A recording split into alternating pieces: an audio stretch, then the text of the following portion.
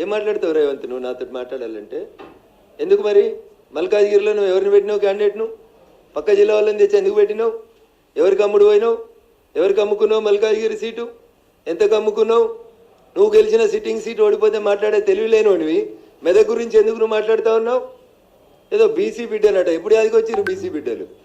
ఆ బీసీ బిడ్డ నీ మహబూబ్ నగర్లో ఒక్కడు గెలిచిండు కదా, మరి ఆ బీసీ బిడ్డకి ఎందుకు మంత్రి పదవి ఇవ్వలేదు? ఆ కులం మీద అంత ప్రేమ ఉంటే, బీసీల మీద అంత ప్రేమ ఉంటే క్యాబినెట్లో సగం ఎందుకు ఇవ్వలే? ఏదో బీసీ కులగణన చేస్తాం కాంగ్రెస్ చేయి 6 నెలల నుంచి ఎవడొద్దన్నాడు. సర్పంచ్ ఎలక్షన్లలో కూడా ఇదే రిజల్ట్ వస్తుంది. ఆడలేక మధ్యలో ఓడిందని గెలవడం చేతగాక సొంత ఊర్లో గెలవనున్నాడు, పక్కన ఉన్నవానికి శుద్ధులు చెప్తాడు. సొంత ఎంపీ ఓడిపోతివి, సొంత ఊర్లో ఎమ్మెల్సీ ఓడిపోతివి, ఆఖరికి నీ పాలమూరులో నాకు అనరాదా అన్న? వంశీచంద్ అంటే నీకు వడదు, వంశీచంద్కి ఢిల్లీలో పరపతి ఉంది కాబట్టి వంశీచంద్ని ఓడగొట్టేందుకు నువ్వు ఒక పక్క పార్టీకి మద్దతు ఇచ్చినావని నాకు అనరాదా అన్న? నేను మస్తుగా అనగలుగుతా, మంచి మంచి మాటలు అనగలుగుతా, తలకాయ ఆడబెట్టుకోవాలని కూడా అర్థం కాని మాటలు అనగలుగుతా. కానీ నేను అంటలేను, ఎందుకంటే మా అమ్మ నాన్న నాకు సంస్కారం నేర్పించారు కాబట్టి.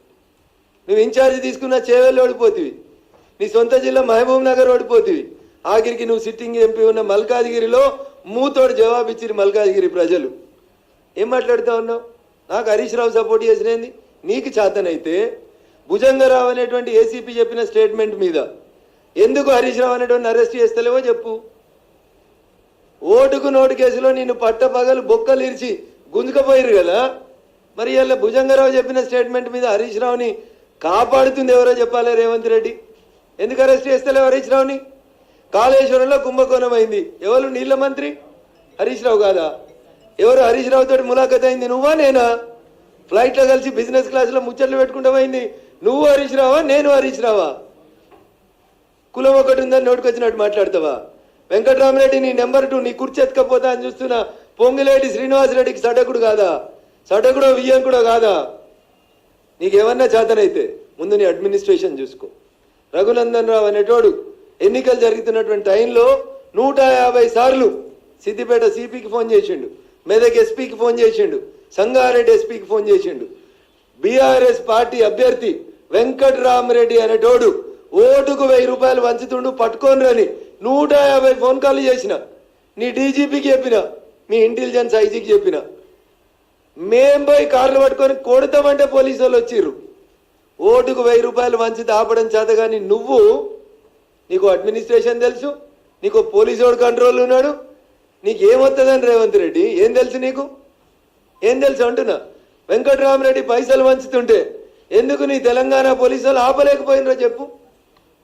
నేను 20 ఎఫ్ఐఆర్లు చేపించిన, పోయి చేగుంటల ఫామ్ హౌస్లో 8 కోట్లు ఉన్నాయంటే నీ పోలీసు వాళ్ళు రాకపోతే మేము పోయి దాడి చేస్తామంటే అప్పుడు వచ్చింది నీ పోలీస్. గదానికి సమాధానం చెప్పు. గివి చెప్పడం చేత కాదు. ఒక్క పోలీసోడన్నా నీ మాట వింటుండా? ఒక్క పోలీసోడు ఒకవేళ వింటే వెంకటరామరెడ్డి పైసలు వంచుతుంటే నువ్వు బీసీ బిడ్డ అయినటువంటి నీలమ్మదికి మా మెదక్ జిల్లాలో అన్యాయం ఎందుకు చేసినావు? టీఆర్ఎస్ వాడు బీఆర్ఎస్ వాడు 1000 రూపాయలు ఓటుకు వంచుతుంటే నీ సొంత పార్టీని గెలిపించుకోక వెంకటరామరెడ్డికి ఎందుకు సద్దులు మోసిండు నీ శ్రీనివాసరెడ్డి? పైసలు ఎట్లొచ్చినాయి మా మెదక్ జిల్లాకి? దగ్గర 200 కోట్లు ఖర్చు పెట్టారు మెదక్ పార్లమెంట్ మీద బీఆర్ఎస్ పార్టీ. 6 ఎమ్మెల్యేలు నిలుసోని పైసలు వంచిరు ఓటుకు 1000 రూపాయలు. ఏది నీ police? Where is mister DGP? ఏరి మా పోలీస్ కమిషనర్లు తీసుకో నా టెలిఫోన్ కాల్ హిస్టరీ. ఒక్కొక్క ఎస్ఐకి ఎన్నిసార్లు చేసిన, ఒక్కొక్క సిఐకి ఎన్నిసార్లు చేసిన, ఒక్కొక్క సిపిని ఎన్నిసార్లు కాల్ చేసిన అడుగు. పిలువు, మీటింగ్ పెట్టి రేపు ప్రగతి భవన్లో వస్తా, సెక్రటరియట్కి పిలువు, సమీక్ష పెట్టి వస్తా. నా టెలిఫోన్ అఫీషియల్ నెంబర్ నుంచి నేను పోలీసు వాళ్ళని బతిలాడినా, బెదిరించిన సార్ పైసలు వంచుతూ వచ్చి పట్టుకోమని చెప్పి. గది చేతగాలేదు నీకు, కానీ నువ్వు వచ్చి కథలు చెప్తా ఉన్నావు. రేపు వాళ్ళ ప్రియ మిత్రుడు హరీష్ రావు గారిని సిద్దిపేటలో కూడా ఓడగొట్టేది భారతీయ జనతా పార్టీ కాబట్టి ఇప్పటి నుంచే ఏదో ఒక రకంగా హరీష్ని కాపాడేందుకు శుద్ధులేస్తా ఉన్నాడు. లేకపోతే ఎందుకు పట్టుకుంటలేవు? కేసీఆర్ని ఎందుకు పట్టుకుంటలేవు? రాధాకిషన్ రావు చెప్పిండు కదా, క్రిస్టల్ క్లియర్గా చెప్పిండు కదా, నేను పోయి నీకు చేత కాకపోతే, నీ పోలీసు వాళ్ళకి తెలియకపోతే రఘునందన్ అనే నేను వకీల్గా చెప్తున్నా, నా 30 సంవత్సరాల ప్రాక్టీస్లో చెప్తున్నా అని డీజీపీకి డీసీపీ రాధాకిషన్ రావు స్టేట్మెంట్ చదివి వినిపించిన, కాపీ ఇచ్చిన. ఏసీపీ భుజంగరావు స్టేట్మెంట్ చదివి వినిపించిన, అండర్లైన్ చేసి చెప్పిన ఎక్కడ వాళ్ళు చెప్పిన అనేటువంటి విషయం. అదే రకంగా సిఐ సాయి కిరణ్ ఏం చెప్పిండో చెప్పిన. వెంకట్రామరెడ్డికి వ్యతిరేకంగా ఇన్ని సాక్ష్యాధారాలను తీసుకొచ్చి నేను ఎన్నికలకు 10 రోజుల ముందు మీ డీజీ గారికి ఇస్తే ఎందుకు అరెస్ట్ చేయలే వెంకట్రామరెడ్డిని? అచ్చా, పొంగులేటి శ్రీనివాసరెడ్డికి వియ్యంకుడని అరెస్ట్ చేయలేదా? లేకపోతే గెలిచినాక వెంకట్రామరెడ్డి గారు, హరీష్ గారు, మిగతా మా మెదక్ జిల్లాలో ఉన్న బీఆర్ఎస్ ఎమ్మెల్యేలు అందరూ కలిసి మీ పార్టీలకు వస్తారని చెప్పి ఏమన్నా ఫ్లైట్లో ఒప్పందం చేసుకుర్రా రేవంత్ రెడ్డి గారు? నాకైతే గంతే అనిపిస్తుంది. అందుకనే మీరు ఆ రకంగా పనిచేసిరేమో అని నేను అనుకుంటా ఉన్నా.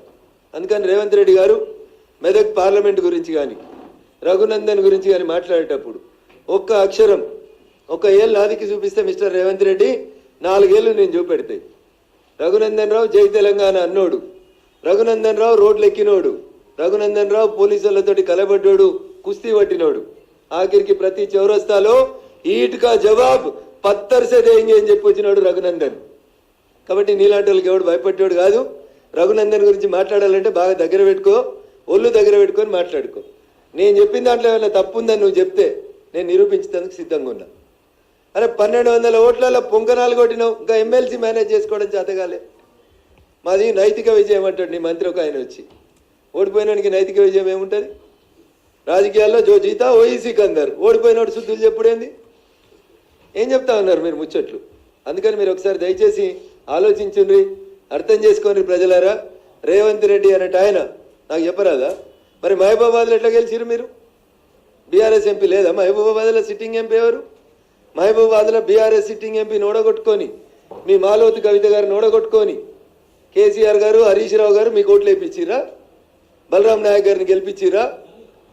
ఖమ్మంలో మీ పొంగులేటి శ్రీనివాసరెడ్డి వియ్యంకుని గెలిపించేందుకు ఈ పని చేసిరా? ఎవరిని నామా నాగేశ్వరరావుని బలి చేసి బీఆర్ఎస్ వాళ్ళంతా కాంగ్రెస్ కోట్లు వేసిరా? నేను మాట్లాడగలుగుతాను కదా, చాలా ఉన్నాయి కదా సాక్ష్యాలు, ఆధారాలు. 8 చోట్ల నువ్వు గెలిచినావు కదా, ఆ 8 చోట్లలో బీఆర్ఎస్ ఓట్ షిఫ్ట్ నీకు అయిందా? అదేనా హరీష్ రావుకి నీకు మధ్యలో ఉన్నటువంటి అగ్రిమెంటు?